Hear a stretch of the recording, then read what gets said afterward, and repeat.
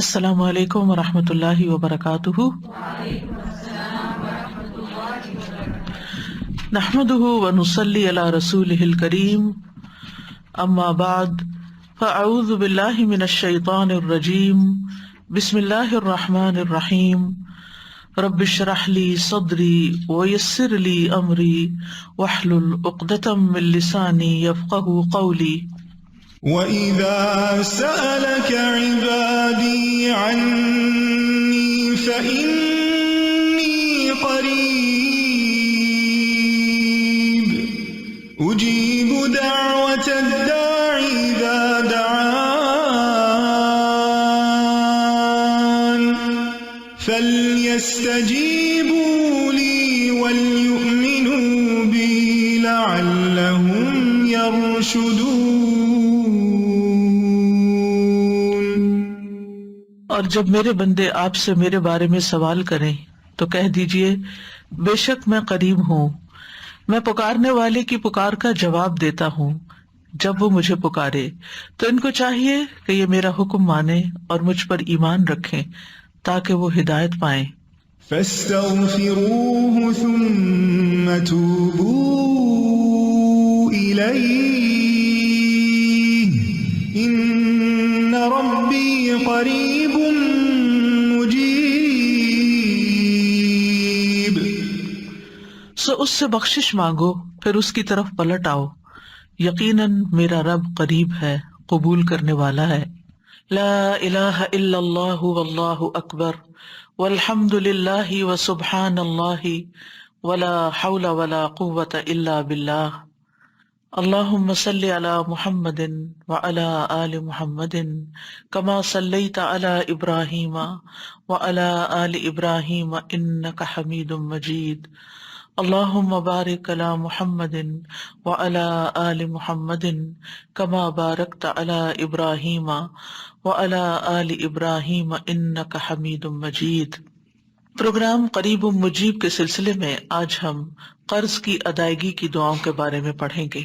اس سے پہلے ہم نے غم اور پریشانی اور مصیبت سے بچنے کی دعائیں پڑھی تھی۔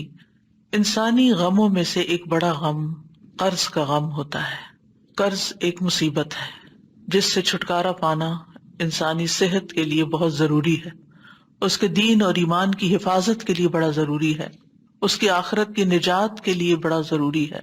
اس لیے انسان کو حد الوسع کوشش کرنی چاہیے کہ وہ کوشش کے علاوہ یعنی قرض کی ادائیگی کی کوشش کے ساتھ ساتھ اللہ تعالیٰ سے دعا بھی کرتا رہے۔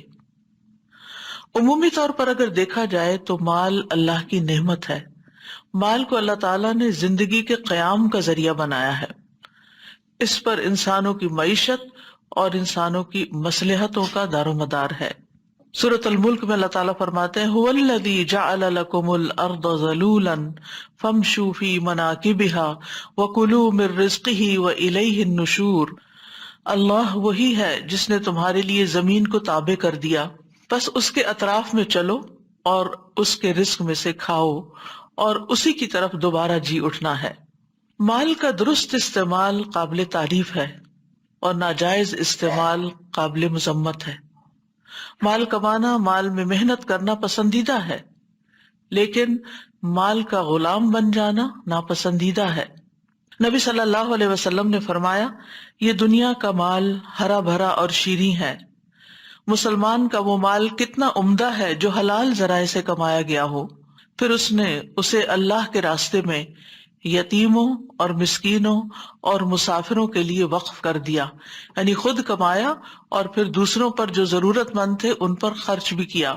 لیکن جس شخص نے ناجائز ذرائع سے مال جمع کیا تو اس کی مثال اس کھانے والے کی طرح ہے جو کھاتا ہے مگر اس کا پیٹ نہیں بھرتا۔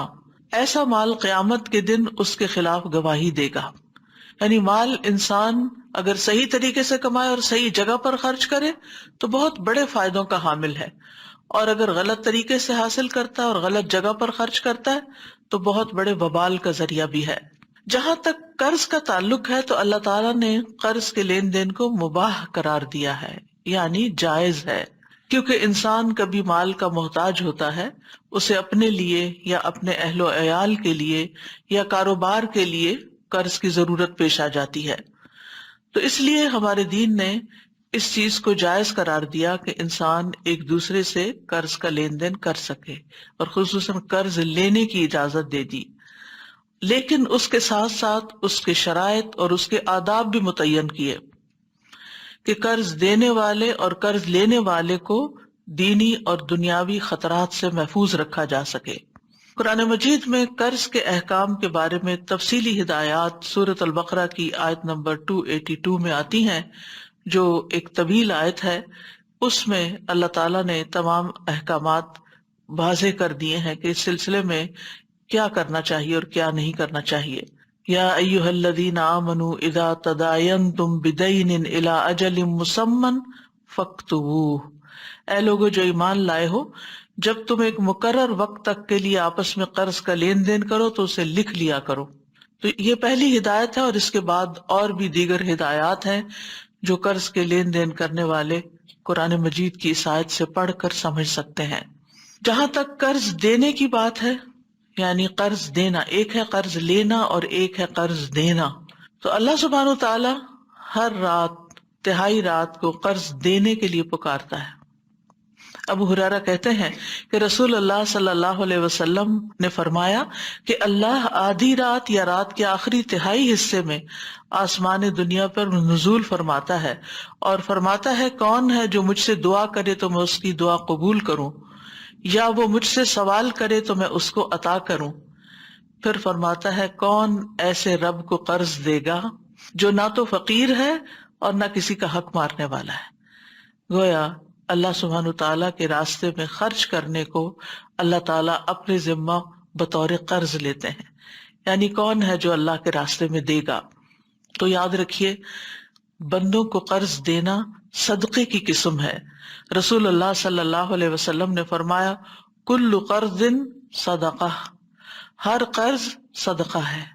ابن مسعود سے روایت ہے کہ نبی صلی اللہ علیہ وسلم نے فرمایا جو مسلمان بھی دوسرے مسلمان کو دوبارہ قرض دے تو اسے ایک مرتبہ اتنا مال صدقہ کرنے کا ثواب ملے گا، یعنی ڈھیر مال صدقہ کرنے کا ثواب ملے گا۔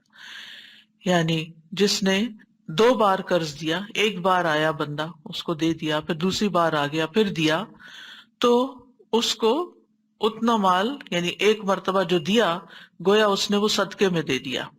پھر ایک اور روایت کے مطابق گردن آزاد کرنے، یعنی غلام کو آزاد کرنے کے برابر ثواب ہے۔ رسول اللہ صلی اللہ علیہ وسلم نے فرمایا جس نے دودھ کا عطیہ دیا، یعنی کسی کو دودھ گفٹ کیا، یا چاندی قرض دی، یا کسی کو راستہ بتایا، اسے غلام آزاد کرنے کے برابر ثواب ملے گا۔ کسی کو دودھ پلانا یا قرض دینا یا پھر راستہ بتانا، یہ بھی بہت بڑا کام ہے، کیونکہ عام طور پر جب انسان اپنے کاموں میں مصروف ہوتا ہے اور اس سے کوئی پوچھ لے کہ یہ کام کیسے کیا جاتا ہے، یہ اس جگہ کیسے پہنچ سکتے ہیں، پہلے تو انسان کو گھر سے باہر کے سفر پہ راستہ نہیں ملتا تھا، اور اب تو ہمیں اپنے گیجٹس کے اندر بہت سے راستے تلاش کرنے پڑتے ہیں۔ تو جب آپ اپنے بچوں سے کہتے ہیں یا کسی سے کہتے ہیں کہ مجھے ذرا گائیڈ کر دیں تو تھوڑے سے اریٹیٹ بھی ہو جاتے ہیں۔ تو مراد یہ ہے کہ کسی بھی انسان کی مدد کرنا اس طور پر کہ وہ اپنی منزل تک پہنچ جائے، یہ بھی صدقہ ہے اور غلام آزاد کرنے کے برابر ثواب ملتا ہے۔ قرض کا اجر جنت کے دروازے پر لکھا ہوا ہے۔ ابو امامہ سے روایت ہے کہ رسول اللہ صلی اللہ علیہ وسلم نے فرمایا ایک آدمی جنت میں داخل ہوا، وہ کیا دیکھتا ہے کہ اس کے دروازے پر لکھا ہوا ہے کہ صدقہ کا ثواب 10 گنا اور قرض کا ثواب 18 گنا ہے، اور یہ ڈیپینڈ کرتا ہے کہ کس نیت اور کتنے اخلاص کے ساتھ دیا، پھر اس کے مطابق زیادہ کم بھی ہو جاتا ہے۔ اس کی بنیادی وجہ کیا ہے؟ کیونکہ صدقہ تو انسان اپنے دل کی خوشی کے ساتھ دیتا ہے، یعنی صدقہ کرنے کے لیے آپ کو کوئی مجبور نہیں کرتا، اور جتنا آپ کے پاس ہوتا ہے خاموشی کے ساتھ آپ صدقہ کر دیتے ہیں اور آپ کو ایک عجب طرح کی خوشی ہوتی۔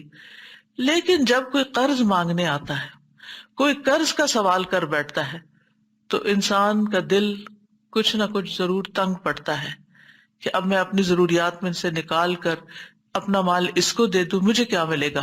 اسی لیے آپ دیکھیے کہ سود کی لعنت ایجاد ہوئی کہ میں نے اگر اپنا مال کسی کو دیا ہے تو مجھے دنیا میں ہی انسٹنٹ اس کا فائدہ ملنا چاہیے۔ یہیں پر مجھے اس کے اوپر کچھ نہ کچھ پرسنٹیج واپس ملنی چاہیے، اور اس چیز کو ریجیکٹ کیا گیا، اس کو ناپسندیدہ قرار دیا گیا، اس کو حرام قرار دیا گیا۔ تو بہرحال آج ہم انشاءاللہ پڑھیں گے وہ دعا جو قرآن مجید میں بھی آتی ہے، اور اس کا کچھ حصہ سنت سے بھی ہے، جس کے پڑھنے سے قرض ادا ہو جاتا ہے۔ ارشاد باری تعالیٰ ہے، قل اللهم مالك الملك تؤتي الملك من تشاء وتنزع الملك ممن تشاء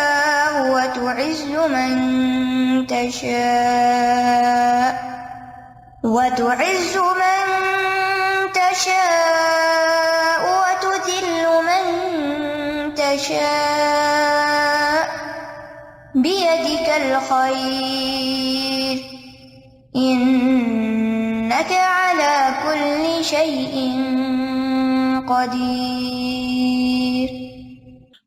آیت کے آخر میں آتا ہے، رحمان الدنیا والآخرہ ورحیمہما تعطیہما من تشاء وتمنع منہما من تشاء ارحمنی رحمتا تغنینی بہا عن رحمت من سواک۔ یہ دعا کا حصہ ہے جو آیت کے آگے لگایا گیا ہے۔ اس سلسلے میں جو روایت آتی ہے وہ یہ، حضرت انس سے روایت ہے کہ رسول اللہ صلی اللہ علیہ وسلم نے حضرت معاذ سے فرمایا، کیا میں تمہیں ایسی دعا سکھا دوں کہ جس کے ساتھ تم دعا کرو، اگر تم پر احد پہاڑ کے برابر بھی قرضہ ہو تو اللہ اسے تم سے ادا کر دے گا۔ اے معاذ، یہ دعا پڑھو۔ اور اس کے بعد یہ پوری دعا اللہم مالک الملک سے لے کر ان رحمت من سواک تک نبی صلی اللہ علیہ وسلم نے ان کو سکھائی۔ جہاں تک اس آیت کا تعلق ہے تو اللہ سبحانہ تعالیٰ اس آیت میں اپنی بے پناہ قوت اور قدرت کا اظہار کرتے ہیں۔ یہ اللہ تعالیٰ کا ایک تعارف بھی ہے کہ ہر قسم کی بادشاہت اللہ کے لیے ہے۔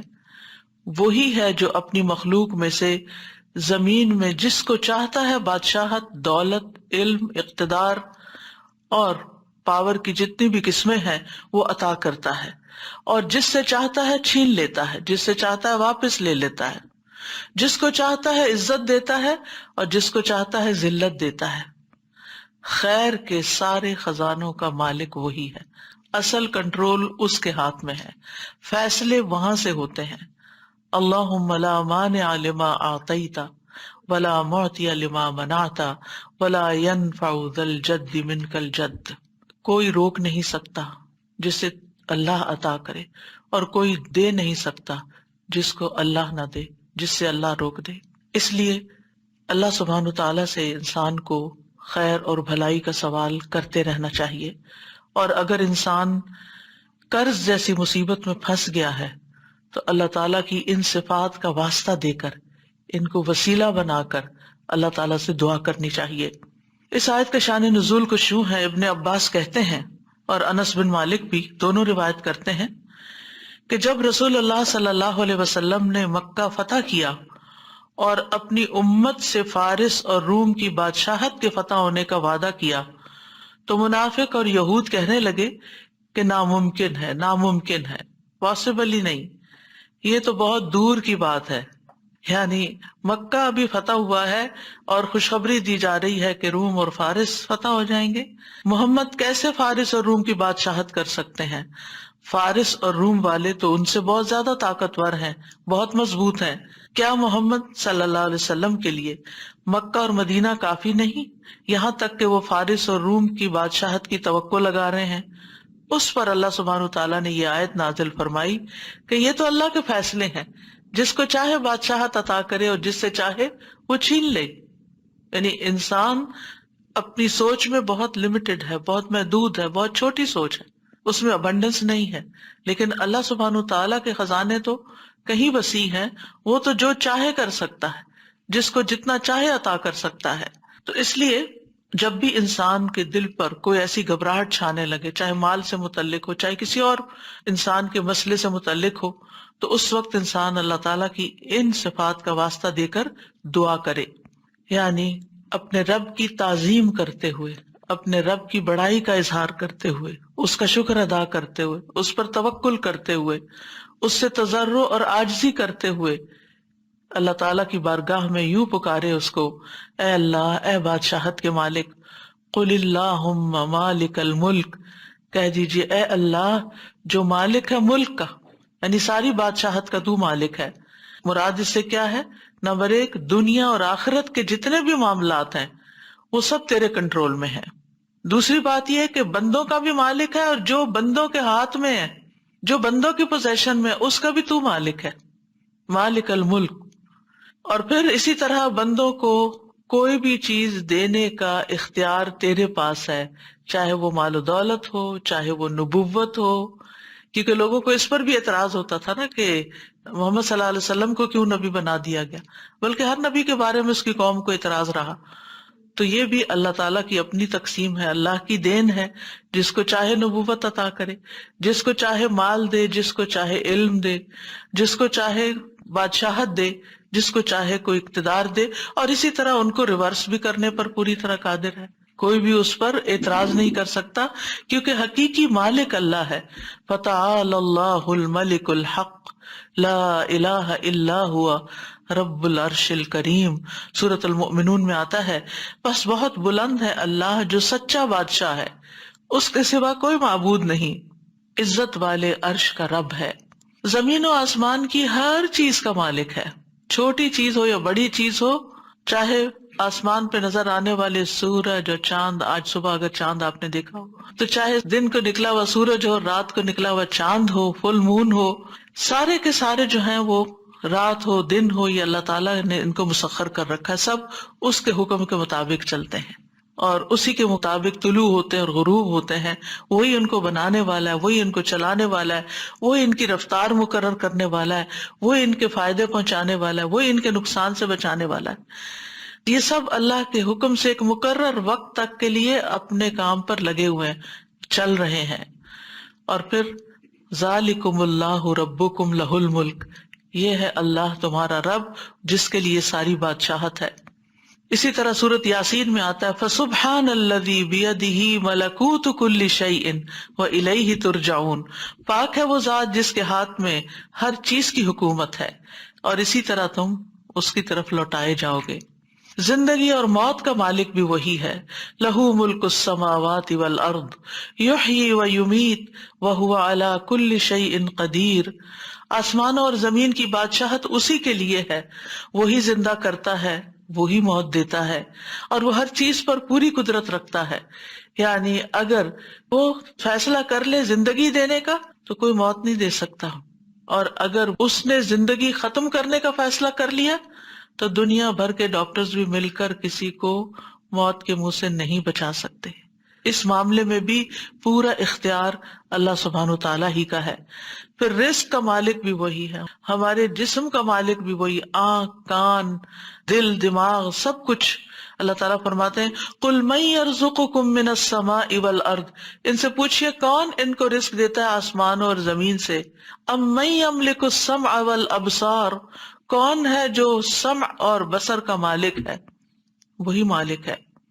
وَمَن يُخْرِجُ الْحَيَّ مِنَ الْمَيِّتِ وَيُخْرِجُ الْمَيِّتَ مِنَ الْحَيِّ وَمَن يُدَبِّرُ الْأَمْرَ فَسَيَقُولُونَ اللَّهُ فَقُلْ أَفَلَا تَتَّقُونَ، کون ہے جو زندہ کو مردہ سے اور مردہ کو زندہ سے نکالتا ہے؟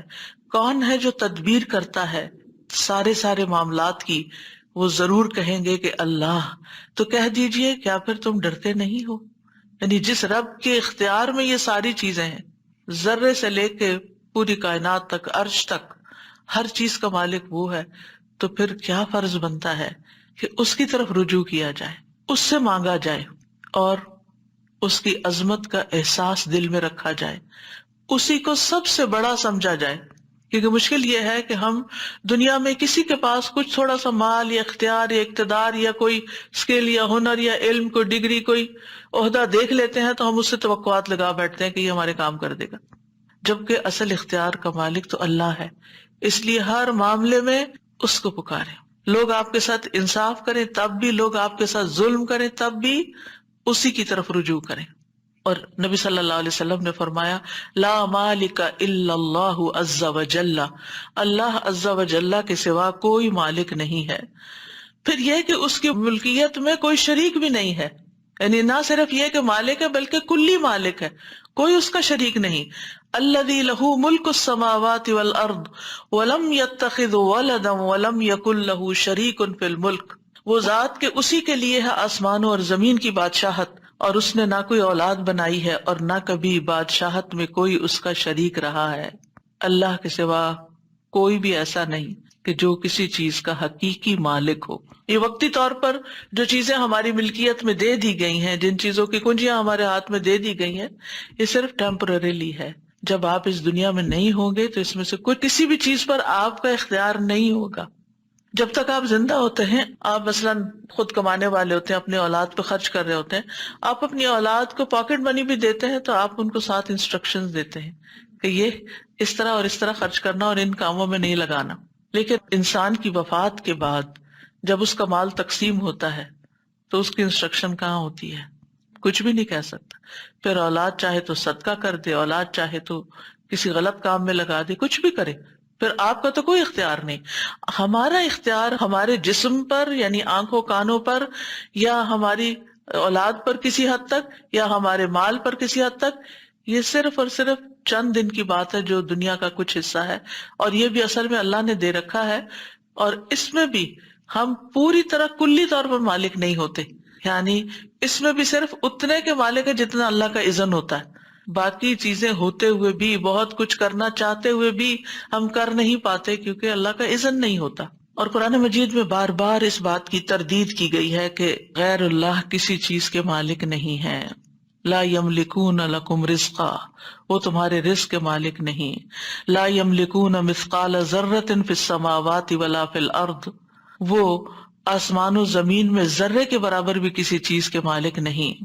اب یہ ہے کہ اللہ سبحانہ وتعالیٰ کے مالک ہونے کا تقاضا کیا ہے کہ ہم اس کو مالک سمجھیں، اس کی طرف رجوع کریں، اس سے دعا کریں، اپنی محتاجی اور فقر کا اظہار اس کے سامنے کریں. نبی صلی اللہ علیہ وسلم نے فرمایا جب رات کا 1/3 حصہ گزر جاتا ہے تو اللہ تعالیٰ آسمانی دنیا پہ نزول فرماتے ہیں اور اعلان کرتے ہیں، میں ہوں بادشاہ، میں ہوں بادشاہ، کون ہے جو مجھ سے دعا کرے کہ اسے قبول کر لوں، کون ہے جو مجھ سے سوال کرے کہ میں اس کو عطا کر دوں، کون ہے جو مجھ سے بخشش طلب کرے تو میں اسے بخش دوں.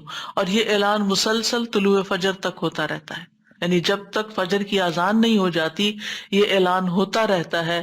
اب یہ ہم پر ہے کہ ہم کتنا مانگتے ہیں. اور آج کل کتنا اچھا موقع ہے، ہر کوئی سحری کے لیے اٹھتا ہے، تو اس وقت یہ دعائیں تو کم از کم کر لیں. کوئی حاجت ہے تو مانگ لیں، کون ہے جو مجھ سے سوال کرے تو میں اسے عطا کر دوں، کیا چاہیے مانگو عطا کروں، کون ہے جو مجھ سے بخشش مانگے تو میں اسے بخش دوں. کیونکہ رات کا آخری حصہ وَبِالْأَسْحَارِ هُمْ يَسْتَغْفِرُونَ گناہوں کی بخشش مانگنے کے لیے ہوتا ہے.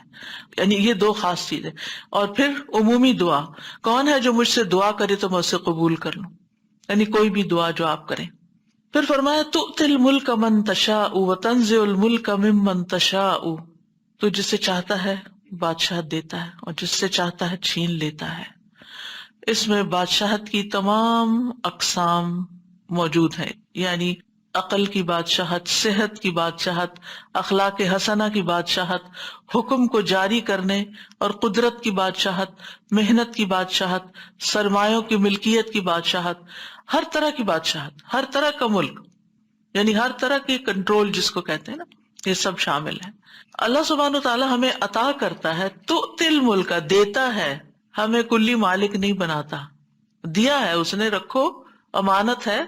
اسی لیے آپ دیکھیں کہ جو مومن بندے ہوتے ہیں جب ان کے ہاتھ سے کوئی چیز چلی جاتی ہے، کوئی مال چلا جاتا ہے یا اولاد میں سے کوئی چلا جاتا ہے، تو وہ کیا کہتے ہیں کہ یا اللہ یہ تیری امانت تھی، تو نے واپس لے لی، ہم تیرے فیصلے پر راضی ہیں. اور اس طرح اللہ تعالیٰ ان کے دل کو قرار دے دیتا ہے کہ میرے بندے نے خوشی خوشی امانت واپس کر دی. یہ ہماری جان بھی کیا ہے، یہ ہمارا بدن کیا ہے، ہمارے پاس امانت ہے، اور ایک دن ہمیں یہ واپس لوٹا دینی ہے جو اس کا اصل مالک ہے. یعنی ہم بے اختیار ہیں، ہم صاحب اختیار نہیں ہیں، اصل مالک اللہ رب العزت ہے، مطلقاً اختیار اسی کے پاس ہے. تو چونکہ اللہ مالک بناتا ہے بندے کے پاس جو کچھ ہوتا ہے اللہ نے دیا ہوتا ہے، اس لیے بندے کو چاہیے کہ اس پر اللہ ہی کی مرضی کے مطابق تصرف کرے. وہ کس طرح چاہتا ہے کہ ہم اپنی آنکھیں استعمال کریں، وہ کیا چاہتا ہے کہ ہم اپنی زبان کیسے استعمال کریں، وہ کیا چاہتا ہے کہ ہم اپنے کان کہاں استعمال کریں، وہ کیا چاہتا ہے کہ ہم اپنے پاؤں کہاں استعمال کریں، وہ کیا چاہتا ہے کہ ہم اپنا مال کہاں استعمال کریں. جتنی بھی چیزیں اللہ نے ہمارے اختیار میں دی ہیں، ان سب کے بارے میں ہمیں ضرور دیکھنا چاہیے کہ کیا وہ اللہ کی مرضی کے مطابق استعمال ہو رہی ہیں یا اللہ کی ناراضگی کے ساتھ استعمال ہو رہی ہیں. کیونکہ اللہ سبحانہ تعالیٰ جب چاہے ان کو واپس بھی لے سکتا ہے. اگر ہم نے اللہ کو ناراض کیا تو وہ کچھ بھی واپس لے سکتا ہے، کیونکہ اصل اختیار تو اس کا، اصل مالک تو وہی ہے. تو تنزع الملک، تو ملک کو کھینچ لیتا ہے.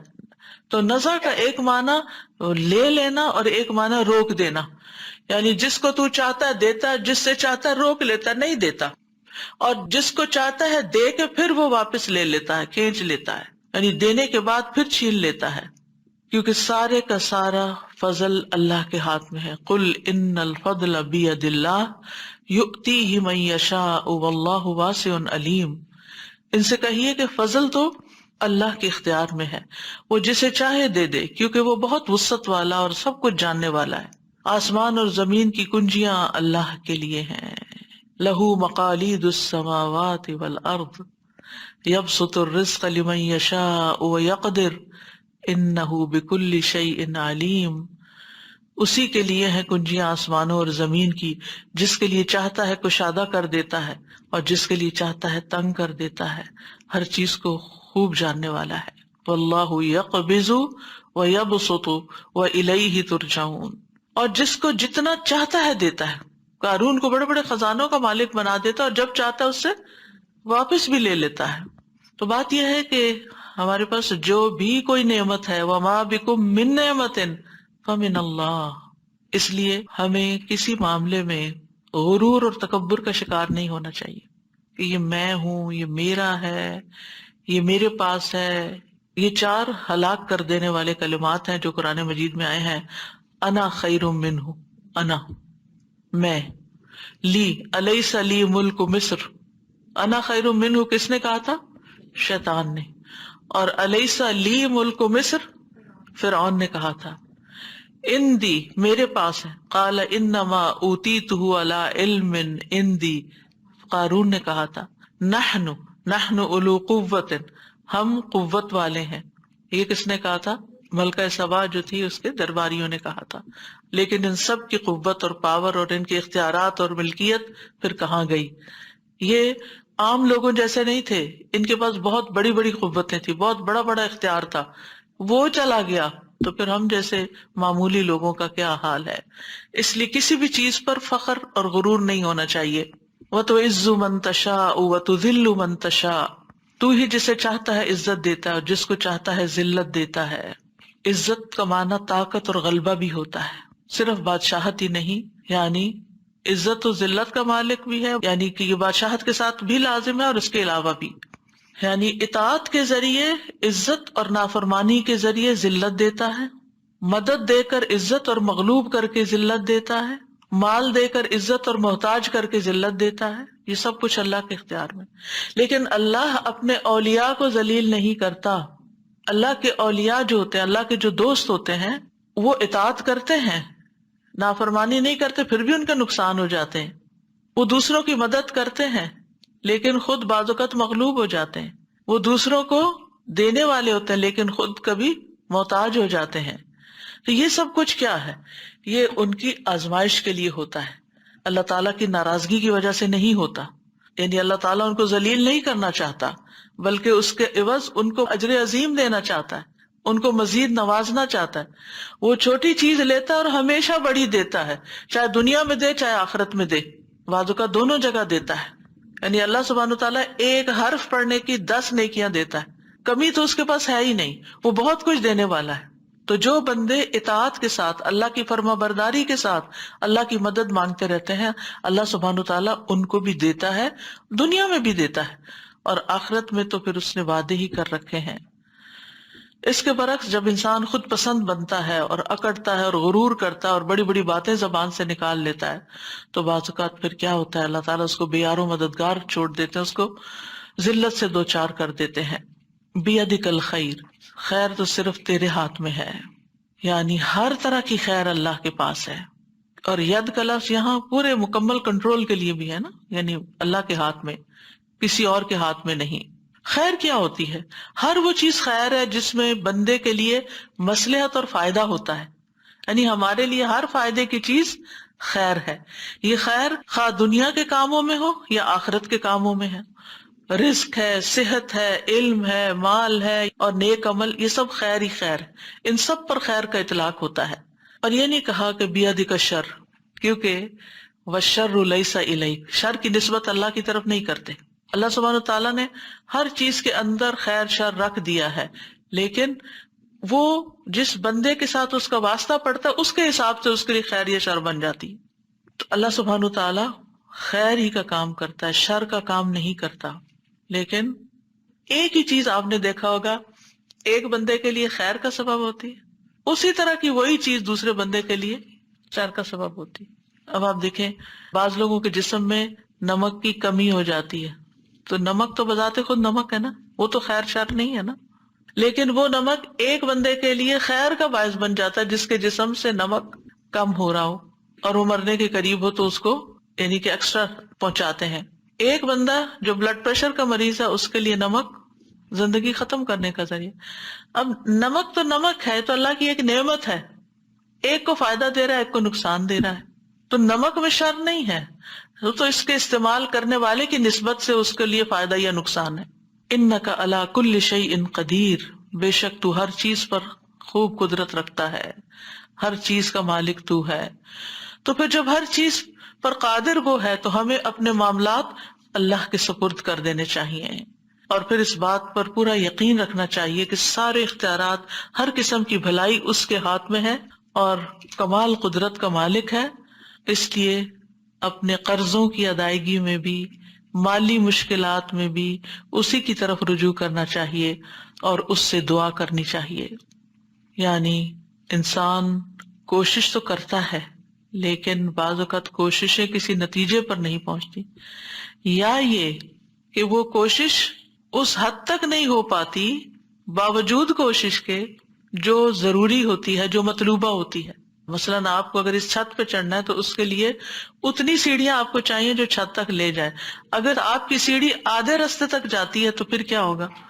آپ چڑھ کے کھڑے رہیں، آپ اوپر نہیں چڑھ سکتے۔ تو اسی طرح بعض اوقات انسان کے اوپر بہت بڑا قرضہ ہوتا ہے، بہت بڑی ذمہ داری ہوتی ہے، وہ جتنا بھی کما لے، وہ جتنی بھی محنت کر لے، وہ 2 3 جابز کر لے، وہ اس قابل نہیں ہوتا کہ وہ اپنا قرض ادا کر سکے، اپنا فرض پورا کر سکے۔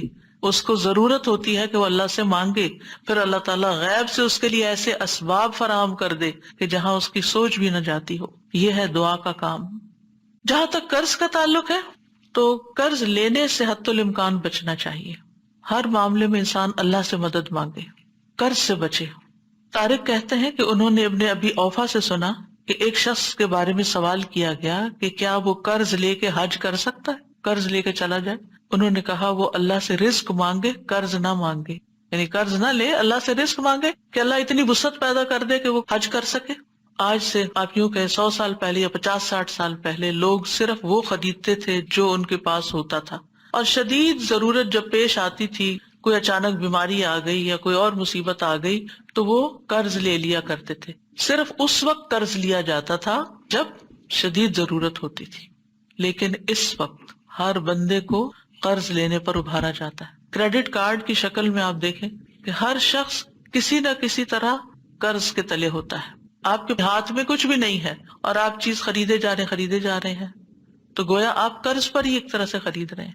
اور پھر اگر آپ اس لمیٹڈ عرصے میں مقرر تاریخ تک وہ قرض ادا نہیں کرتے تو پھر آپ کے اوپر کیا آ جاتا ہے؟ سود آ جاتا ہے۔ اور اس طرح آپ دیکھیں کہ بعض لوگ صرف خواہشات پوری کرنے کی، ان کی ضرورت نہیں ہوتی چیزیں، چونکہ آسان ہے اس چیز کا حاصل کرنا۔ یعنی اس وقت دنیا میں بہت سارے لوگ ایسے ہیں کہ جو وہ کچھ اپنے پاس رکھتے ہیں جن کے وہ حقیقی مالک نہیں ہیں، وہ ان کی پوزیشن میں نہیں ہے چیزیں، وہ سب قرض پر لی ہوئی ہیں۔ اور قرض اتنا زیادہ کہ سب کچھ بیک وقت دینے کی بھی ہمت استطاعت نہیں ہے. تو آپ دیکھیے کہ بلا وجہ ایسی چیزیں خریدنا اور اپنے آپ کو قرض تلے رکھنا یہ ناپسندیدہ ہے. ابن ابی اوفا سے سوال کیا کہ ایک شخص حج کے لیے قرض لے سکتا ہے یا نہیں، تو انہوں نے کہا کہ نہیں. یعنی حج کس پر فرض ہے؟ جس کے پاس وسعت ہے. اس پر تو فرض ہی نہیں جس کے پاس وسعت نہیں. وہ قرض لے کر کیوں حج کرنا چاہتا ہے؟ قرض لینا دراصل اپنے آپ کو امن سے نکال کر خوف میں مبتلا کرنا ہے. چاہے آپ کے بینک میں پیسے ہوں اور آپ سمجھتے ہو کہ آپ کا ڈیٹ جلدی ادا ہو جائے گا، لیکن پھر بھی جو آپ کے ہاتھ میں ہے وہاں سے خریداری کریں بنسبت اس ذریعے کے کہ جو آپ کے ہاتھ میں نہیں اور آپ قرض لے کے خریداری کریں اور پھر آپ کا قرض چکایا جائے. عقبہ بن عامر کہتے ہیں کہ رسول اللہ صلی اللہ علیہ وسلم نے فرمایا، اپنے آپ کو پرامن ہونے کے بعد خطرے میں مبتلا نہ کیا کرو. لوگوں نے پوچھا یا رسول اللہ صلی اللہ علیہ وسلم وہ کیسے؟ فرمایا قرض لے کر. یعنی جب آپ قرض لیتے ہیں، چاہے آپ کہیں یا نہ کہیں، آپ کے اوپر ایک سٹریس ضرور آتا ہے. آج کی زندگی میں بہت کچھ انسان کے پاس نعمتوں کی فراوانی ہوتے ہوئے بھی وہ سٹریس کا شکار کیوں ہے؟ اپنے لائف سٹائل کی وجہ سے، کہ وہ قرض کے لین دین کو آسان سمجھتا ہے. جو شخص قرض سے پاک ہو اس کے لیے جنت کی ضمانت ہے. یعنی ایسی زندگی گزارو کہ جس میں قرض نہ ہو. نبی صلی اللہ علیہ وسلم نے فرمایا، جس شخص کی روح جسم سے اس حال میں جدا ہو کہ وہ 3 چیزوں سے بری ہو، یعنی 3 چیزیں اس کے اندر نہیں، وہ جنت میں داخل ہوگا. نمبر 1 تکبر نہیں اس کے دل، اپنے آپ کو کوئی چیز نہیں سمجھتا. دوسرا ہے قرض، اور تیسرا ہے مال غنیمت میں خیانت، کہ اس کے پاس مال غنیمت ہے یا آپ یوں سمجھے کہ وہ اللہ کے مال کا مالک ہے، جیسے کسی نے اس کے ہاتھ میں ڈونیشن رکھی یا اس کو کوئی امانت اس طرح کی دی اور پھر وہ اس میں خیانت کر لیتا ہے، وہ اپنے اوپر خرچ کر لیتا ہے یا اپنی مرضی سے اس میں جس کام کے لیے کسی نے دیا وہ نہیں کرتا، کچھ اور شروع کر دیتا ہے. یعنی کسی کے مال کو اپنے اختیارات سے استعمال کرنا شروع کر دیتا ہے. تو جو شخص ان 3 چیزوں سے پاک ہوگا اس کے لیے جنت کی ضمانت ہے. لہذا قرض میں زندگی بسر نہ کرے انسان.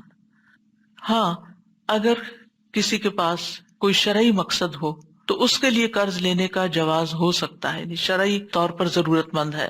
رسول اللہ صلی اللہ علیہ وسلم نے فرمایا، اللہ قرض لینے والے کے ساتھ ہے یہاں تک کہ وہ اپنا قرضہ ادا کر دے، بشرطے کہ قرضہ ایسے مقصد کے لیے نہ ہو جو اللہ کو ناپسند ہے. راوی کہتے ہیں کہ عبداللہ بن جعفر اپنے خزانچی سے فرماتے تھے کہ جاؤ اور میرے لیے قرضہ لاؤ، اس لیے کہ مجھے ناپسند ہے کہ میں ایک رات بھی ایسی گزاروں مگر یہ کہ اللہ میرے ساتھ ہو. جب سے میں نے اللہ کے رسول صلی اللہ علیہ وسلم کی یہ حدیث سنی، یعنی اگر کسی نے جائز مقصد کے لیے قرض لے رکھا ہے تو اللہ تعالیٰ اس کی مدد کرے گا، اس کا قرضہ بھی اترے گا اور اللہ اس کے ساتھ ہے.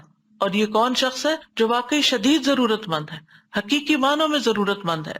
اس سلسلے میں ایک اور بات بھی یاد رکھیے کہ بعض اوقات آپ کو اپنی ذاتی ضرورت کے لیے قرض نہیں لینا ہوتا، لیکن آپ کے سامنے کوئی ایسا شخص آ جاتا ہے جو انتہائی شدید حاجت کا شکار ہے اور آپ خود کچھ نہیں کر سکتے، تو آپ کسی سے قرض لے کر اس کی مدد کر سکتے ہیں، کیونکہ اس کو کوئی قرضہ نہیں دے گا. لیکن آپ کی چونکہ ایک ریلائبلٹی ہے، ٹرسٹ ہے لوگوں کو آپ پر، تو آپ کو کوئی دے دے گا تو آپ لے کر اس کی ضرورت پوری کر دیں اور پھر آپ اپنا قرضہ ادا کرتے رہیں. بلال رضی اللہ عنہ سے مروی ہے کہ جب رسول اللہ صلی اللہ علیہ وسلم کے پاس کوئی انسان آتا، آپ اس کو ننگا دیکھتے، یعنی اس کے پاس پراپر ڈریس نہیں ہے، تو مجھے حکم کرتے، میں جاتا اور قرض لے کر اس کے لیے چادر خرید لاتا، اسے پہننے کے لیے دیتا اور اسے کھانا کھلاتا. یعنی یہ ایک جائز صورت ہے جس میں انسان ایسا کر سکتا ہے، لیکن وہ بھی ادائیگی کی نیت کے ساتھ. جہاں تک قرض کے آداب کا تعلق ہے تو قرض کے تمام لین دین میں مدتوں کی تحدید ضروری ہے کہ کتنے عرصے کے لیے قرض لیا جا رہا ہے. اوپن اینڈ نہیں ہونا چاہیے، 10 دن کے لیے دے دیں، 10 مہینے کے لیے دے دیں، 10 سال کے لیے دے دیں. تو ٹائم پیریڈ الی اجل مسمی. دوسری بات یہ کہ لیتے یا دیتے وقت اس کو لکھنا ضروری ہے. تیسری بات یہ کہ لکھنے والا عدل و انصاف کے ساتھ لکھے، کسی قرابت یا عداوت سے متاثر نہ ہو. چوتھی بات یہ ہے کہ قرض دار جب لوگوں کے حقوق کاتب کو لکھوائے تو اللہ سے ڈرے اور اس میں کمی بیشی نہ کرے. نمبر 5، خرید و فروخت اور لین دین میں گواہ مقرر کرنا بہتر ہے، نہ ہو تو کوئی بات نہیں. نمبر 6، گواہ 2 مرد یا 1 مرد اور 2 عورتیں ہوں گی. 2 عورتیں کیوں؟ تاکہ ان پر ذمہ داری کم آئے، بوجھ کم پڑے. نمبر 7، جب گواہ کی ضرورت پڑے تو اس کو انکار نہیں کرنا چاہیے، اسے حاضر ہو جانا چاہیے گواہی دینے کے لیے. قرض واپس مانگنے والے کو اجازت ہے کہ وہ سختی کر سکتا ہے، سختی سے واپس مانگ سکتا ہے۔ ایک شخص نبی صلی اللہ علیہ وسلم کے پاس اپنے قرض کا تقاضا کرنے کے لیے آیا اور سخت گفتگو کرنے لگا، یعنی اپنی گفتگو میں وہ ہارش ہو گیا۔ آپ کے صحابہ غصے میں اس کی طرف بڑھے کہ تم اللہ کے رسول صلی اللہ علیہ وسلم کے ساتھ یہ معاملہ کر رہے ہو، لیکن رسول اللہ صلی اللہ علیہ وسلم نے فرمایا کہ اسے چھوڑ دو، کیونکہ جس کا کسی پر حق ہو تو وہ بات کہنے کا بھی حق رکھتا ہے۔ پھر آپ نے فرمایا اس کے قرض والے جانور کی عمر کا ایک جانور اسے دے دو۔ صحابہ نے عرض کیا یا رسول اللہ صلی اللہ علیہ وسلم، اس سے زیادہ عمر کا جانور تو ہے لیکن اس عمر کا نہیں ہے جتنا اس کو دینا بنتا ہے۔ آپ نے فرمایا اسے وہی دے دو، کیونکہ سب سے اچھا آدمی وہ ہے جو دوسروں کا حق پوری طرح ادا کرتا ہو۔ لیکن اگر کسی کے پاس مال ہے اور وہ قرض دینے میں ٹال مٹول کر رہا ہے، جان بوجھ کے نہیں دے رہا کہ میں تھوڑا اور انجوائے کر لوں کسی اور کے مال سے، تو یہ انتہائی غلط ہے۔ رسول اللہ صلی اللہ علیہ وسلم نے فرمایا قرض ادا کرنے میں مالدار کی طرف سے ٹال مٹول کرنا ظلم ہے، اور اگر تم میں سے کسی کا قرض کسی مالدار کے حوالے کیا جائے تو اسے قبول کرے، یعنی قرض خواہ کو کہا جائے کسی دوسرے نے میرا قرض دینا ہے اس سے لے لو، تو وہ مان جائے اچھا ٹھیک ہے میں اس سے لے لیتا ہوں۔ قرض ادا کرنے کی قدرت ہونے کے باوجود اگر کوئی ٹال مٹول کرے تو سزا بھی دی جا سکتی ہے۔ رسول اللہ صلی اللہ علیہ وسلم نے فرمایا مالدار آدمی کا ٹال مٹول کرنا اس کی عزت کو حلال کر دیتا ہے، یعنی لوگ پھر اس پہ باتیں بنانے لگتے ہیں، اس کی سزا کو جائز کر دیتا ہے۔ ابن مبارک کہتے ہیں عزت حلال کرنے کا مطلب ہے کہ اس سے سخت کلامی کی جائے، اور سزا کا مطلب ہے کہ اس کو قید کر دیا جائے، یعنی اس پر کوئی عدالت کی طرف سے پھر پنشمنٹ دی جائے۔ قرض کو ہمیشہ اچھے طریقے سے ادا کرنا چاہیے۔ جابر بن عبداللہ کہتے ہیں میں نبی صلی اللہ علیہ وسلم کی خدمت میں حاضر ہوا، آپ اس وقت مسجد میں تشریف فرما تھے، آپ نے فرمایا پہلے 2 رکعت نماز پڑھ لو، اور میرا نبی صلی اللہ علیہ وسلم پر کچھ قرض تھا جسے آپ نے ادا کیا اور زیادہ دیا، یعنی جب آپ لوٹاتے تھے تو زیادہ دیتے تھے، کمی نہیں کرنی چاہیے۔ جس کا قرض دینا ہو اس کو ہدیہ نہیں دینا چاہیے، یعنی آپ اس کو گفٹ نہیں دے سکتے۔ مثلاً آپ نے کسی سے قرضہ لیا، قرضہ لوٹانے کی بجائے آپ اس کو گفٹ دے رہے ہیں، یہ درست نہیں، یہ سود ہوگا۔ سعید بن ابی بردہ اپنے والد سے روایت کرتے ہیں کہ میں مدینہ آیا تو میں نے عبداللہ بن سلام رضی اللہ عنہ سے ملاقات کی، انہوں نے کہا آؤ میں تمہیں ستو اور کھجور کھلاؤں گا، اور تم ایک مکان میں داخل ہو گئے جس میں رسول اللہ صلی اللہ علیہ وسلم بھی تشریف لے گئے تھے۔ پھر آپ نے فرمایا، یعنی کہ رسول اللہ صلی اللہ علیہ وسلم نے فرمایا، یعنی حدیث سنائی، تمہارا قیام ایک ایسے ملک میں ہے جہاں سودی معاملات بہت عام ہیں، اگر تمہارا کسی شخص پر کوئی حق ہو اور پھر وہ تمہیں ایک تن کے یا جو کے دانے یا گھاس کے برابر بھی ہدیہ دے، اسے قبول نہ کرنا کیونکہ یہ سود ہوگا، یعنی جس سے قرضہ لیا ہوا ہو اس کو گفٹ دینا سود بنتا ہے۔ اسی طرح ہمارا دین ہمیں یہ بھی سکھاتا ہے کہ کسی کے قرضے کی ذمہ داری لے لی جائے، کسی غریب نے قرضہ لیا وہ نہیں ادا کر پا رہا تو اس کی طرف سے ادا کر دیا جائے۔ مقدام کندی سے مروی ہے، وہ کہتے ہیں کہ رسول اللہ صلی اللہ علیہ وسلم نے فرمایا ہر مومن کے لیے اس کی اپنی ذات سے بھی زیادہ میں قریب ہوں، جو شخص قرض یا چھوٹی اولاد چھوڑ کر مر جائے وہ میرے ذمہ ہے، یعنی رسول اللہ صلی اللہ علیہ وسلم اس کی اولاد کی کفالت بھی کریں گے اور اس کا قرضہ بھی ادا کریں گے، اور جو شخص مال چھوڑ کر جائے وہ اس کے وارثوں کا ہے۔ اسی طرح زکوٰۃ کے مال سے قرض کی ادائیگی کی جا سکتی ہے۔ قرآن مجید میں آتا ہے انما الصدقات للفقراء والمساکین والعاملین علیہا والمؤلفۃ قلوبہم وفی الرقاب والغارمین وفی سبیل اللہ وابن السبیل فریضۃ من اللہ واللہ علیم حکیم۔ صدقات تو صرف فقیروں اور مسکینوں کے لیے ہیں، اور ان پر مقرر عاملوں کے لیے، ورکرز کے لیے، اور ان کے لیے جن کے دلوں میں الفت ڈالنی مقصود ہے، ایسے نان مسلم جن پہ آپ خرچ کریں تو وہ مسلمان ہو جائیں، اور گردنیں چھڑانے میں یعنی غلاموں کو آزاد کرنے میں، اور قرض داروں کے قرض اتارنے میں، اور اللہ کے راستے میں فی سبیل اللہ نیکی کے کام جو، اور مسافر میں یعنی جس کے پاس اب سفر کی حالت میں کچھ نہ رہے، لٹ جائے۔ یہ اللہ کی طرف سے ایک فریضہ ہے اور اللہ سب کچھ جاننے والا کمال حکمت والا ہے۔ اصل میں مسافر کو زکوٰۃ کیوں دی جائے گی، قرض کیوں نہیں دیا جائے گا؟ کیونکہ وہ تو چلا جائے گا، وہ واپس کیسے کرے گا آ کے؟ تو اگر آپ کے پاس صدقات نہیں ہے تو آپ قرض ہی دے دیں تاکہ وہ اپنی ضرورت پورے کرے اور اپنے ملک چلا جائے۔ ابو سعید کہتے ہیں کہ رسول اللہ صلی اللہ علیہ وسلم نے فرمایا کسی مالدار کے لیے صدقہ حلال نہیں، یعنی زکوٰۃ لینا حلال نہیں، سوائے 5 مواقع کے۔ نمبر 1 زکوٰۃ وصول کرنے والے کے لیے، کہ اگر وہ ایسی جگہ جاب کرتا ہے جیسے زکوٰۃ فاؤنڈیشن ہے یا کوئی اور، کہ جہاں زکوٰۃ کا لین دین ہوتا ہے، اکٹھی بھی کی جاتی ہے، ڈسٹریبیوٹ بھی کی جاتی ہے، اور وہ وہاں کام کرتا ہے، تو اس کی جو تنخواہ ہوگی وہ زکوٰۃ ہی کے مال میں سے ہوگی، وہ جائز ہے۔ نمبر 2 اپنے مال سے خریدنے والے کے لیے، یعنی زکوٰۃ کا مال کہیں بک رہا ہے تو آپ اس کو خرید لیتے ہیں اور اس کے بدلے میں پیسے دے دیتے ہیں۔ نمبر 3 مقروض کے لیے، یعنی جس پہ قرضہ ہے وہ زکوٰۃ لے کے قرضہ ادا کر سکتا ہے، بشرطے کہ جینوئن ریزن کے لیے شدید ضرورت میں قرضہ لیا ہو۔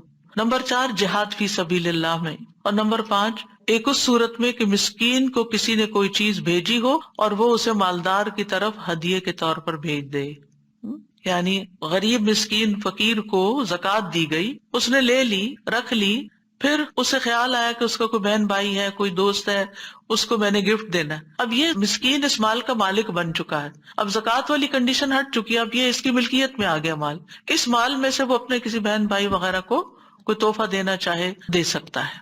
پھر یہ کہ قرض معاف کر دینا بھی ایک نیکی ہے۔ حضرت عائشہ کہتی ہے کہ رسول اللہ صلی اللہ علیہ وسلم نے دروازے پر 2 جھگڑا کرنے والوں کی آواز سنی جو بلند ہو گئی تھی۔ ایک آدمی دوسرے سے قرض میں کچھ کمی کرنے اور تقاضے میں کچھ نرمی برتنے کے لیے کہہ رہا تھا، اور دوسرا کہتا تھا کہ اللہ کی قسم میں یہ نہیں کروں گا۔ آخر رسول اللہ صلی اللہ علیہ وسلم ان کے پاس گئے اور فرمایا، کہاں ہے وہ شخص جو اللہ کی قسم کھا کے کہہ رہا تھا میں نیکی نہیں کروں گا، یعنی معاف نہیں کروں گا؟ اس نے عرض کیا، اللہ کے رسول میں ہوں، میرا ساتھی جو چاہے میں اسے معاف کر دیتا ہوں۔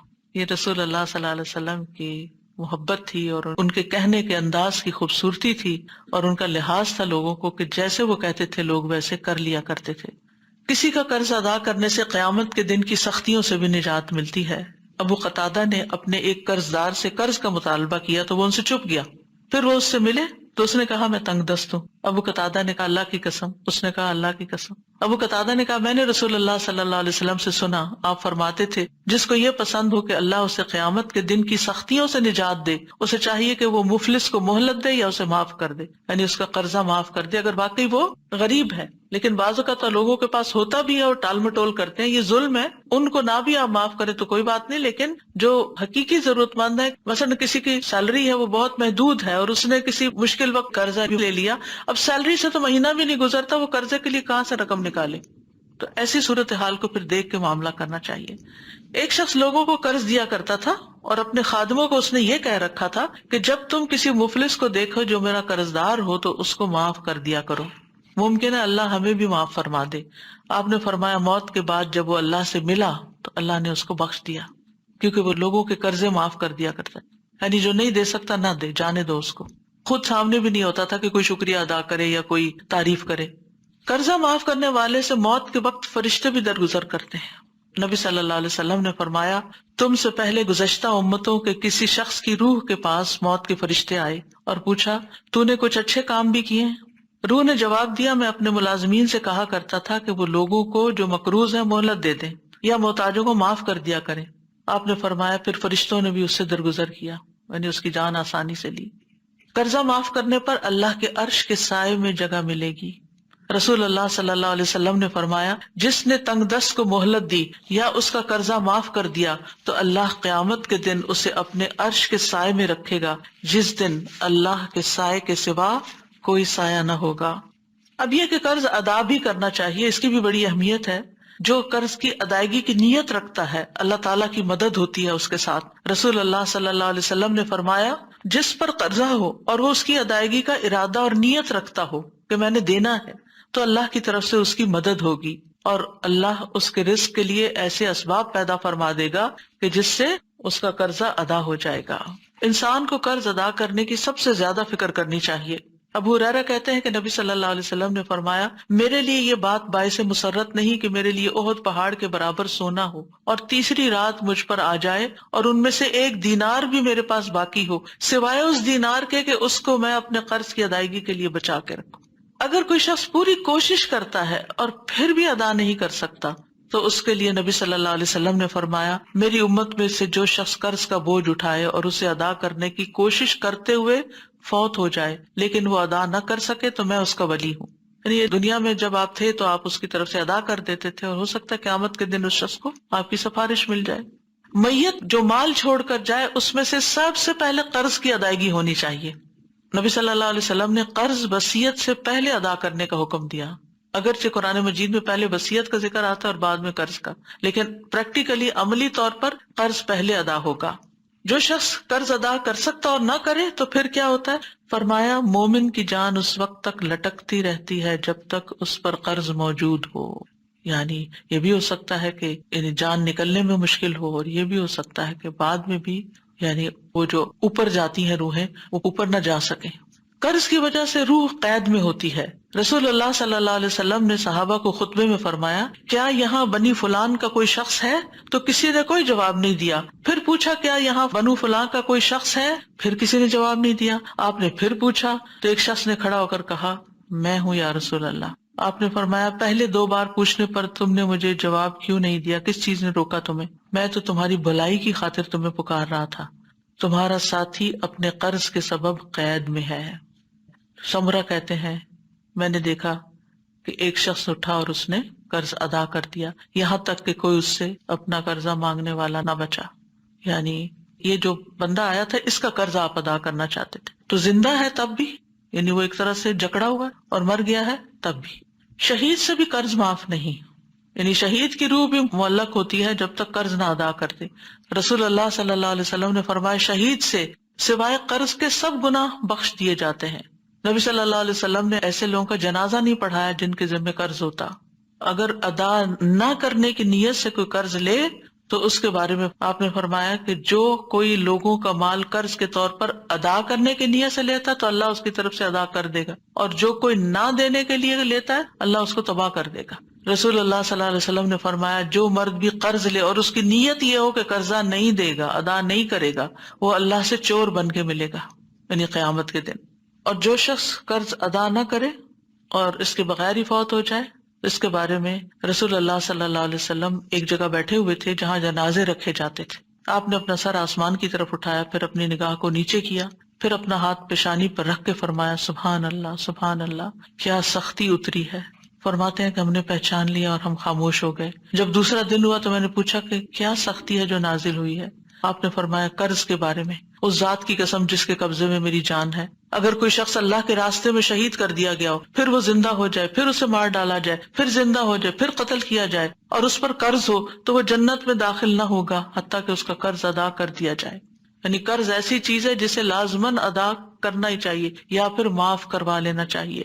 قرض ادا نہ کرنے والے کا قیامت کے دن نیکیوں سے قرض ادا ہوگا، یعنی چھوڑا نہیں جائے گا وہاں بھی. رسول اللہ صلی اللہ علیہ وسلم نے فرمایا، جو آدمی مقروض ہو کر مرا تو یاد رکھے کہ وہاں درہم و دینار نہیں ہوں گے، وہاں تو نیکیوں اور برائیوں کا تبادلہ ہوگا. یعنی اگر نیکیاں کم پڑ گئی تو جس سے قرضہ لیا تھا اس کی برائیاں لینی پڑے گی سزا بھگتنے کے لیے. قرض کی ادائیگی میں اللہ سے مدد مانگنی چاہیے، ویسے تو ہر معاملے میں، لیکن خاص طور پر ایسے پریشان کن حالات میں اللہ تعالیٰ سے دعا کرنی چاہیے. اور اس میں ہم دیکھتے ہیں کہ عبداللہ بن زبیر کہتے ہیں کہ جنگ جمل کے موقع پر جب زبیر کھڑے ہوئے تو مجھے بلایا، میں ان کے پہلو میں جا کے کھڑا ہوا. انہوں نے کہا، میرے بیٹے آج کی لڑائی میں ظالم مارا جائے گا یا مظلوم؟ میں سمجھتا ہوں کہ آج میں مظلوم قتل کر دیا جاؤں گا، اور مجھے سب سے بڑی فکر اپنے قرضوں کی ہے. کیا تمہیں بھی کچھ اندازہ ہے کہ قرض ادا کرنے کے بعد ہمارا کچھ مال بچ سکے گا؟ پھر انہوں نے کہا، میرے بیٹے ہمارا مال فروخت کر کے اس سے قرض ادا کر دینا. اور فرمایا، بیٹا اگر قرض ادا کرنے سے عاجز ہو جاؤ تو میرے مولا سے اس میں مدد چاہنا. عبداللہ کہتے ہیں کہ قسم اللہ کی میں ان کی بات سمجھ نہ سکا. میں نے پوچھا، اے میرے بابا، من مولا کا، آپ کے مولا کون ہے؟ انہوں نے کہا، اللہ. عبداللہ کہتے ہیں، اللہ کی قسم ان کے قرض ادا کرنے میں جب بھی مجھے مشکل پیش آئی میں نے اسی طرح دعا کی، یا مولا زبیر اقض عنہ دینہ، اے زبیر کے مولا ان کی طرف سے ان کا قرض ادا کر دے، تو ادائیگی کی کوئی نہ کوئی صورت پیدا ہو جاتی. پھر یہ ہے کہ اللہ پر بھروسہ کرنا چاہیے. ابن قیم کہتے ہیں، جو اپنے مسائل اور مشکلات اور اہم کاموں میں اللہ پر بھروسہ کرتا ہے اللہ اس کو ہر چیز سے کافی ہو جاتا ہے جو بھی اس کو فکر میں ڈالتی ہے. یعنی جو اپنے معاملات اللہ کے سپرد کر دے گا، حوالے کر دے گا، اللہ سبحانہ وتعالیٰ اس کی پریشانی دور کر دیں گے. جتنا بندہ اللہ کے متعلق اچھا گمان کرتا ہے اور اچھی امید باندھتا ہے، سچا توکل کرتا ہے، تو اللہ تعالیٰ کبھی بھی اس کی آرزوؤں کو اپنے بارے میں ناکام نہیں کرتا. لیکن ہم ہی بری بری باتیں سوچتے ہیں، قصور ہمارا اپنا، اسی لیے ہمارا دل چھوٹا ہوا رہتا ہے اور ہم اداس رہتے ہیں اور غمگین اور پریشان رہتے ہیں. پریشانیوں سے نکلنے کا رستہ ہی یہی ہے کہ ہم اپنا گمان اللہ سے اچھا کر لیں کہ اللہ بہت اچھا کرے گا، اللہ تعالیٰ کر دے گا، اللہ ہے نا، اللہ کے ذمہ ہے، میں نے اپنا معاملہ اس کے سپرد کیا، یا اللہ تو ایسا کر دے. یعنی مالک الملک کے ساتھ اپنا تعلق مضبوط کرے اور اس سے اچھی امیدیں لگائے. وہ کہتے ہیں کہ جو اللہ پہ سچا توکل کرتا ہے اپنے توکل کو بھی پرکھا کرے. کہ کتنا سچا ہے، صرف کہنے کی حد تک تو نہیں کہ دل بھی یقین کر رہا ہے۔ اللہ کبھی بھی اس کی آرزوؤں کو اپنے بارے میں ناکام نہیں کرتا۔ اللہ کسی امید باندھنے والے کی آرزوؤں اور امیدوں کو ناکام اور نا امید نہیں کرتا، اور نہ ہی کسی عمل کرنے والے کے عمل کو ضائع کرتا ہے۔ اور ایمان لانے کے بعد اللہ پر بھروسہ کرنے، اس سے امید لگانے، اس سے اچھا گمان کرنے سے بڑھ کر سینے کو زیادہ فراخ اور وسیع کرنے والی کوئی اور چیز نہیں۔ یعنی اگر سینے کی گھٹن اور اندر ایک پریشانی اور ایک غم دبا ہوا اور چھپا ہوا ہے تو اس کے لیے کیا کریں؟ اللہ پر بھروسہ کریں، اللہ سے اچھی امیدیں لگائیں، اللہ سے اچھا گمان رکھیں، تو انشاءاللہ دل کھل جائے گا۔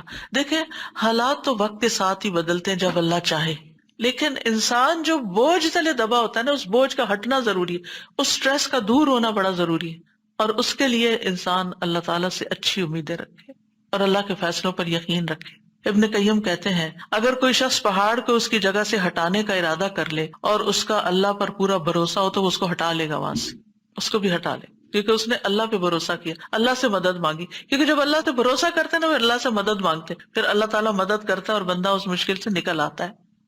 ابن مسعود کہتے ہیں، مومن کو اللہ پر اچھا گمان کرنے سے زیادہ بہتر اور کوئی چیز نہیں دی گئی، قسم ہے اس ذات کی جس کے علاوہ کوئی معبود نہیں۔ جو بندہ بھی اللہ کے ساتھ اچھا گمان کرتا ہے، اللہ اس کے گمان کے مطابق اس کو عطا کر دیتا ہے۔ اس کی وجہ یہ ہے کہ بھلائی اللہ کے ہاتھ میں ہوتی ہے۔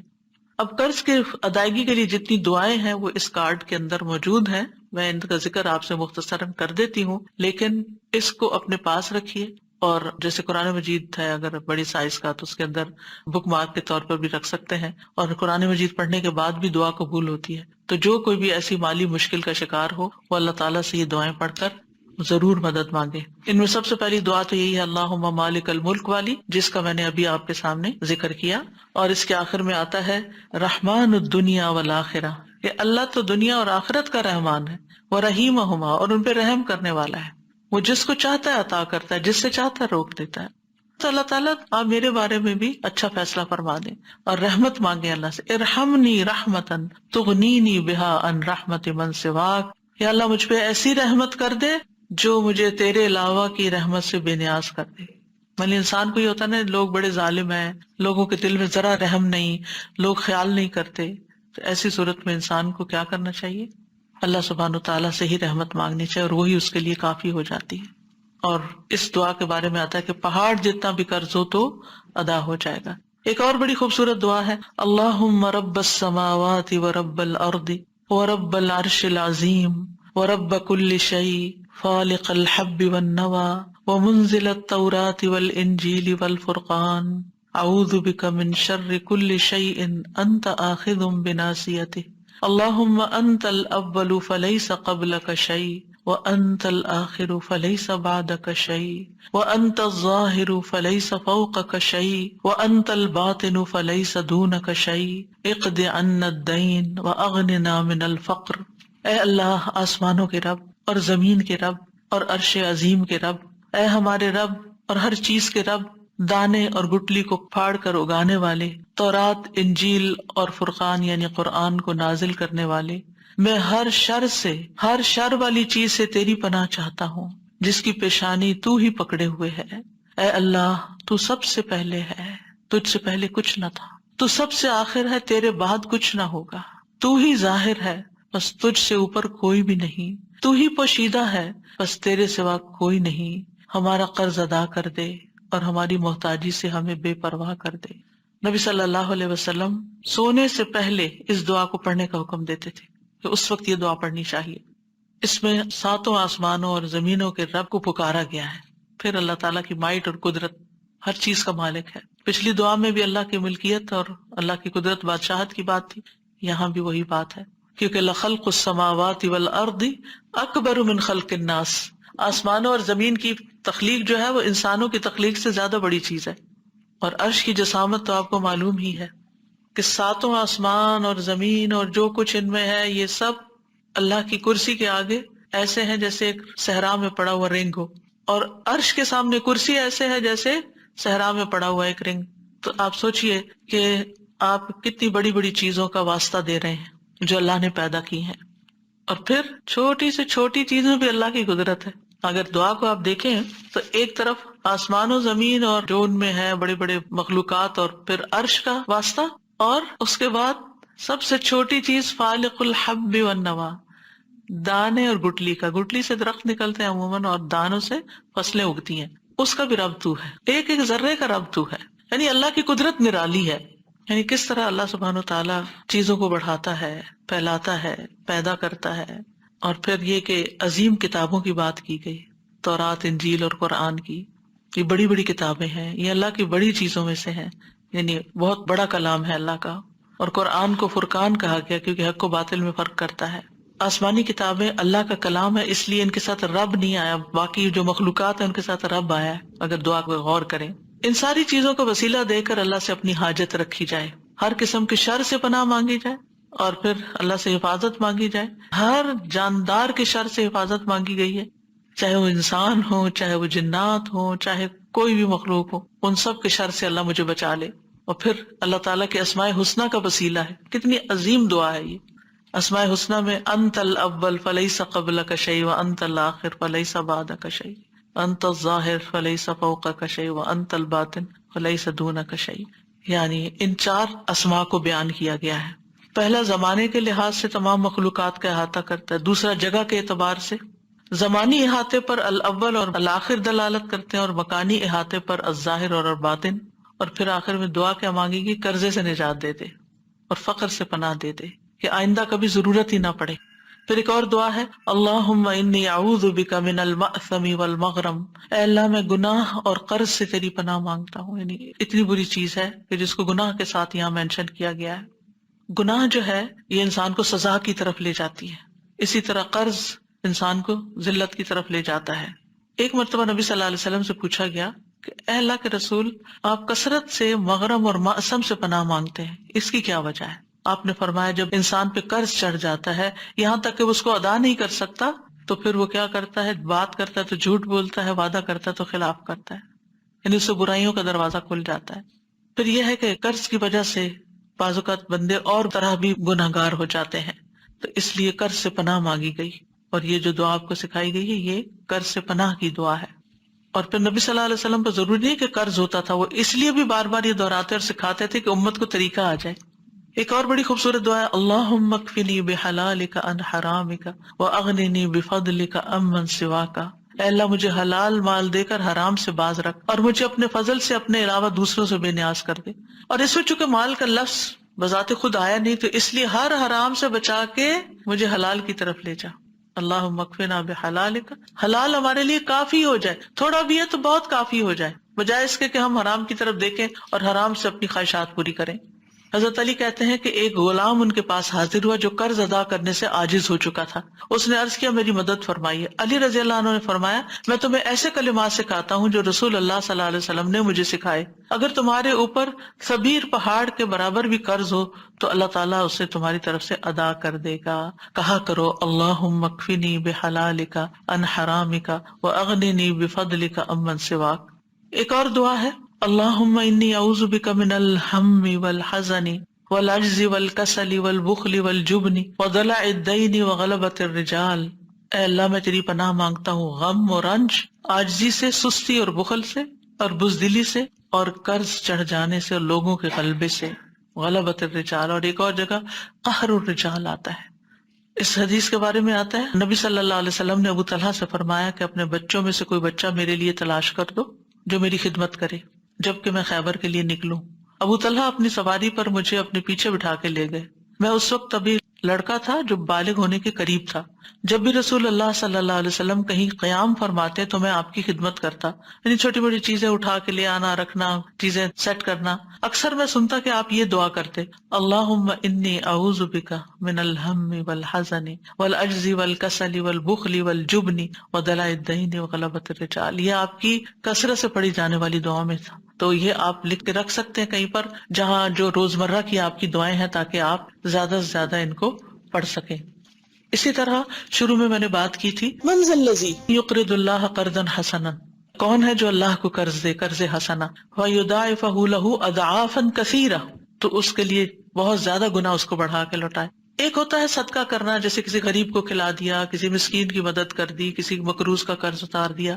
اور جو اللہ کو قرض دینا ہے وہ دین کی اشاعت، دین کی دعوت، دین کی خدمت، دین کے کاموں میں لگانا ہے، یعنی دین کی تعلیم کے سلسلے میں، دین کی دعوت کے سلسلے میں، دین کی کتابیں چھاپنے، دین کو پھیلانے کے لیے جو انسٹرومنٹس، جو ٹیکنالوجی استعمال ہوتی ہے، جو جگہیں استعمال ہوتی ہیں، ان کے اخراجات پوری کرنے کے لیے جب آپ یہ کام کرتے ہیں تو وہ اللہ تعالیٰ اپنے ذمہ قرض لیتا ہے اور اس کو کئی گنا بڑھا کے لوٹاتا ہے۔